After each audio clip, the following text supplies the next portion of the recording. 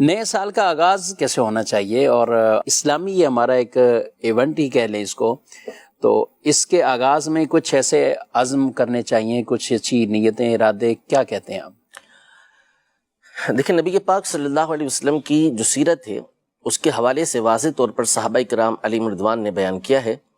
کہ آپ صلی اللہ تعالی علیہ وآلہ وسلم برا شگون نہیں لیتے تھے، اچھا شگون لیا کرتے تھے، اچھا آپ صلی اللہ تعالی علیہ وآلہ وسلم فعال لیا کرتے تھے۔ تو اگر ہم سال کی ابتدا میں اچھے کاموں کی نیت کر لیں، اچھے کام کرنا شروع کر دیں، اور یہ نیت رکھیں کہ انشاءاللہ تبارک و تعالی